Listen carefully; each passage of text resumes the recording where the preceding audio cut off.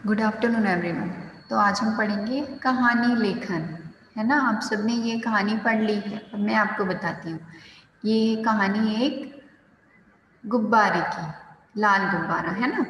यहाँ एक गुब्बारे वाला रंग बिरंगे गुब्बारे बेच रहा है। उसकी आवाज़ सुनकर एक लड़की आती है, उसका नाम है नैना। तो उसने पूछा कि गुब्बारे वाले, ये गुब्बारा, लाल कलर का गुब्बारा कितने का है ना। तो उन्होंने कहा 5 रुपए का। फिर वो कहती है थोड़ी देर रुकिए, मैं मम्मी से पैसे लेकर आती हूँ। और नैना 5 रुपए लेकर आती है और गुब्बारे वाले से गुब्बारा खरीद लेती है। और उसके साथ अब वह खेलने लगती है ना। लाल गुब्बारा पतंग की तरह लहरा रहा था। जब वो उसे हाथ में लेकर दौड़ती है तो वो पतंग की तरह लहरा रहा होता है। और गुब्बारा, जब वो दौड़ती है तो गुब्बारा भी उसके साथ साथ ऊपर चलता है। उसके बाद नैना बहुत देर तक गुब्बारे से खेलती रहती है और उससे फ्रेंडशिप कर लेती है। उसका नाम उसने क्या रखा? लालू, क्योंकि वो लाल रंग का था, है ना। हम भी अपने पेट्स को प्यार से अपना प्यारा प्यारा नाम देते हैं, वैसे ही उसने उसको लालू नाम दिया, है ना। उसके बाद बहुत देर तक खेलने के बाद उसने दरवाजे की कुंडी से उसे बांध दिया। ये देखो पिक्चर में आपको शो हो रहा होगा, है ना। दरवाजे की कुंडी से बांध दिया। फिर वो उससे बातें कर रही है। क्या कहती है? लालू, अब मैं पढ़ लेती हूँ, तब तक तुम यहीं रहना, फिर हम मिलकर खेलेंगे।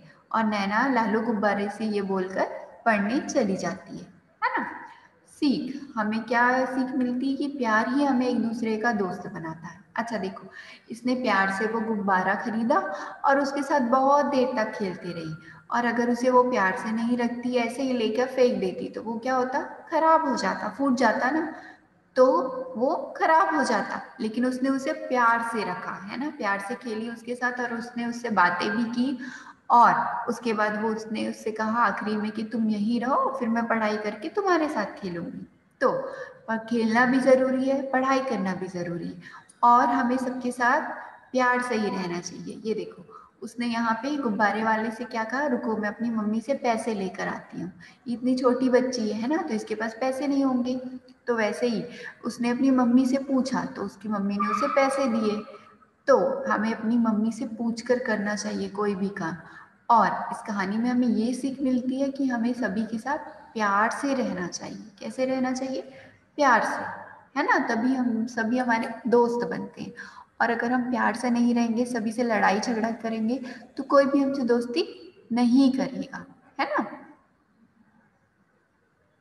ये दूसरी कहानी है हाथी और चींटी की।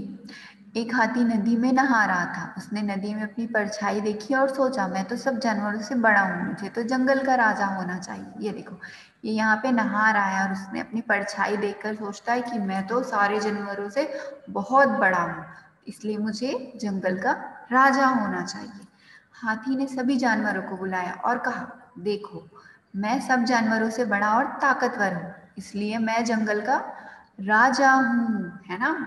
इसने क्या कहा कि मैं तो सभी जानवरों से बड़ा हूँ और ताकतवर हूँ, इसलिए तुम सबको मेरी बात सुननी है, क्योंकि मैं तो जंगल का राजा हूँ। और यह सुनकर सब जानवर डर गए और उन्होंने उसे राजा मान लिया, क्योंकि उनको डर था कि अगर वो उसे राजा नहीं मानेंगे तो वो क्या करेगा? सबको परेशान करेगा।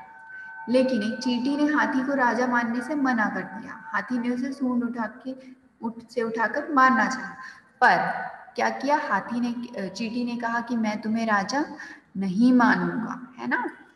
तो फिर क्या किया? हाथी ने अपना सूंड उठाया और उसे मारने की कोशिश की। तो क्या किया उसने? चींटी ने हाथी की सूंड में जा घुसी और उसकी सूंड से काटने लगी। हाथी दर्द से तड़पने लगा, है ना। चींटी तो छोटी होती है, कहीं भी घुस सकती है।